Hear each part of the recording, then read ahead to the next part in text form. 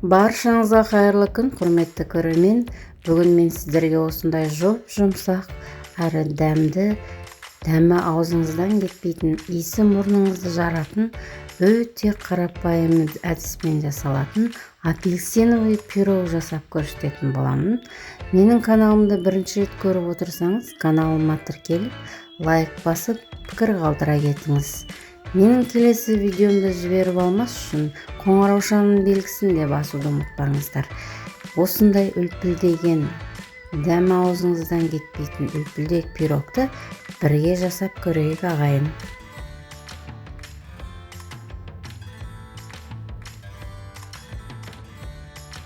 Бірінші кезекте ыстық сумен апельсинімізді жақсылап жуып, ашты дәмін кетіріп аламыз.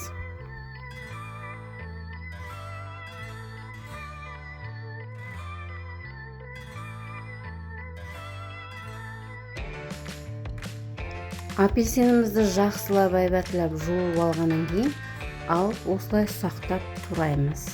Егер де сіздерде дәнегі бар апельсин болса, міндетті түрде дәнегін алып тастаңыздар.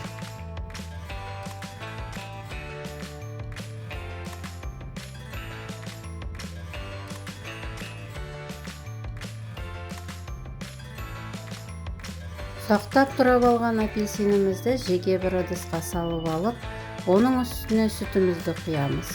Сүтіміз міндетті түрде жылы болу керек. Әрі күнбағыс майын қосып, блендерменен жақсылап еземіз. Егер де сіздерде блендер болмаса, үйдегі қарапайым ет тартқышпенен тартып алып, қосып жасасаңыздар болады.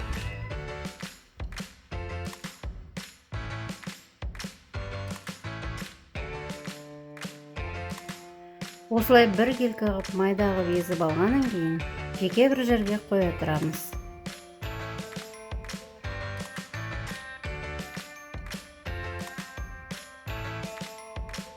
Басқа құрғақ ыдысымызға барлық жұмыртқаларымызды жарып салып аламыз да, үстінен шым-шым тұзымызды салып, миксерменен бір араластырып жібереміз.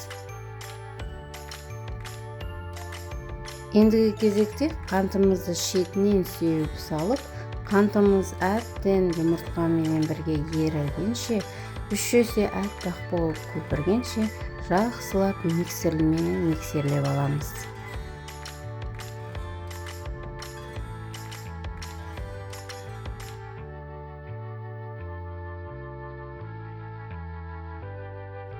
Жұмыртқамыз бен қантымызды әбден көпіртіп езіп алғаннан кейін, апельсиннің қосылған езіндімізді қосып, венчикпенен немесе лопаткаменен астынан үстіне көтеріп, қамырымызды араластырамыз.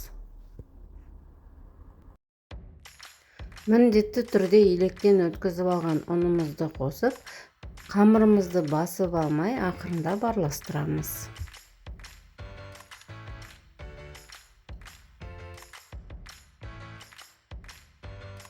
Достар, бұл жерде міндетті түрде қамыр қопсытқышымызды да салып араластыруды ұмытпаңыздар. Қалған ұнымыздың барлығын салып, жақсылап бір келкі болғанша араластырамыз.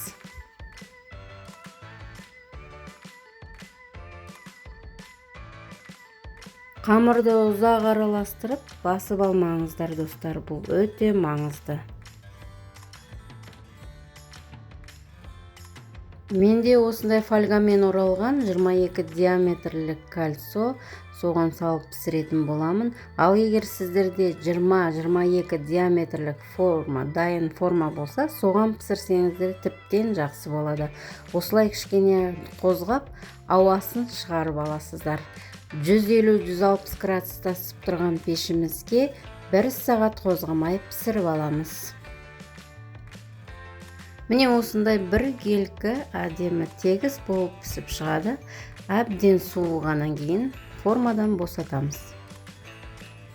Осындай жұмсақ үлпілдеген апельсиновый бисквитті міндетті түрде жасап көріңіздер.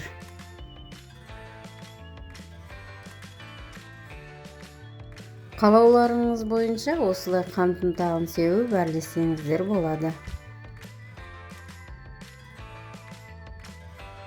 осындай жұмсақ болып кесілетін, дәмі тіл үйіретін, түсі деген сап-сары болып шығатын апельсин пирогын жасап көрмеске, міндетті түрде бала-шағаларыңызға жасап беруге кеңес беремін.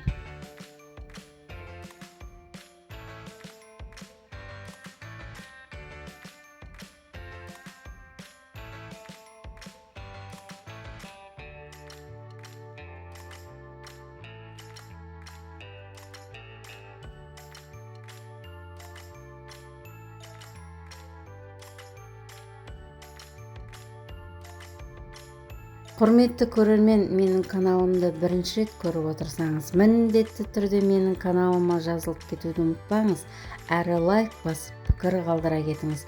Ол мен үшін өте маңызды. Әрі келесі менің видеомды жіберіп алмас үшін қоңыраушаның белгісін басып қоюды да ұмытпаңыздар. Сіздермен болған Айгүл Қалиқызы. Келесі менің жаңа видеомда, жаңа күндерде кездескенше сау саламатта болыңыздар.